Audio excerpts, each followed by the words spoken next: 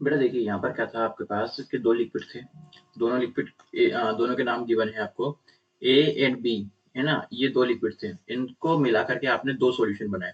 इन दोनों को मिक्स किया, 2 डिफरेंट सॉल्यूशन बनाए। ये पहला सॉल्यूशन है और ये मान लीजिए दूसरा सॉल्यूशन है, ठीक है? अब इसके अंदर जो ए का मोल फ्रैक्शन था ना, वो कितना था? फर्स्ट वाले सॉल्यूशन में ए का मोल फ्रैक्शन आपको 0.25 गिवन था और सेकंड वाले सॉल्यूशन के अंदर ए का मोल फ्रैक्शन आपको 0.5 गिवन था, ठीक है? और जो इनके टोटल वेपर प्रेशर्स गिवन थे दोनों सॉल्यूशंस के, तो इसका पी टोटल था आपके पास 0.3 बार, ओके? और जो इसका टोटल था, पी टोटल था वो था 0.4 बार, ठीक है? ये दोनों आपको गिवन थे। अब आपके पास ए का मोल फ्रैक्शन है दोनों सॉल्यूशन के अंदर और पी टोटल गिवन है, तो आप पी टोटल का फॉर्मूला लगा दोगे सीधा-सीधा। पी टोटल का फॉर्मूला क्या हो जाएगा? P naught A x A plus P not be और एक्स बी की जगह में 1 माइनस एक्स ए रख देता हूँ। आप एक्स बी भी रख दोगे तो भी निकाल लोगे उसकी वैल्यू। इसी तरह से यहाँ पर पी टोटल का फॉर्मूला जो होगा वो किसके बराबर हो जाएगा? P naught A x A plus P not be और यहाँ पर भी हम लोग क्या कर देंगे? 1 माइनस एक्स ए कर देंगे एक्स बी की वैल्यू निकालने के लिए। दोनों को सोल्व करेंगे। पी टोटल यहाँ पर कितना गिवन है? 0.3।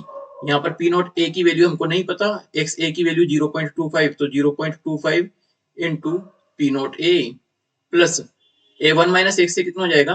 0.75 इंटू पी नॉट बी। ये बन गई एक इक्वेशन, ठीक है? सेकंड इक्वेशन क्या बन जाती है सेकंड सॉल्यूशन के लिए? 0.4 is equal to 0.5 into P naught A plus 1 minus 0.5 कितना हो जाएगा? 0.5 इंटू पी नॉट बी, ठीक है ना? ये आ जाता है हमारे पास। अच्छा, इसको सोल्व करते हैं। सोल्व करने के बाद हमारे पास दो इक्वेशन आ गई है और दो ही हमारे पास क्या है? वेरिएबल है, पी नॉट ए और पी नॉट बी। दोनों को सोल्व करेंगे, P naught A P not be की वैल्यू आ जाएगी, ठीक है?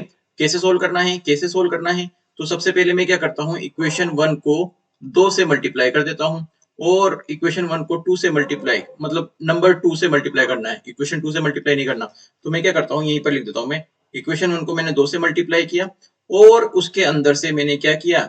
इक्वेशन 1 को मैंने 2 से मल्टीप्लाई करके उसमें से इक्वेशन 2 को माइनस कर देता हूँ। तो देखो 2 से मल्टीप्लाई करते ही कितना हो जाएगा? 0.3, 0.6 हो जाएगा और ये कितना हो जाएगा? 0.5 पी ए नोट प्लस ये कितना हो जाएगा? 1.5 पीवी नोट। अच्छा, इक्वेशन 2 से मेरे से माइनस करना है ना, तो इक्वेशन 2 को माइनस कर देता हूँ मैं।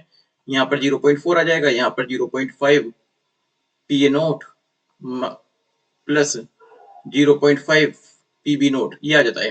हमको माइनस करना था तो यहाँ पर भी माइनस आ जाएगा, यहाँ पर भी माइनस आ जाएगा, तो देखो ये कट गया।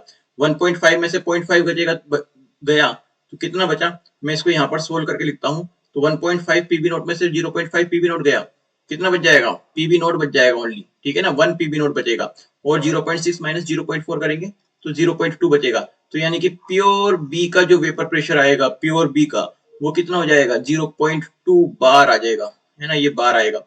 अच्छा, पी नोट ए की वैल्यू निकालनी है आपको तो वो भी निकाल सकते हो, बट यहाँ पर इसने क्या पूछा था? लिक्विड बी का पूछा था ओनली। अगर आपको पी नोट ए की वैल्यू निकालनी है तो आप दो इक्वेशन 1 ये इक्वेशन 2 में इसकी वैल्यू रखो और आंसर आ जाएगा आपके पास।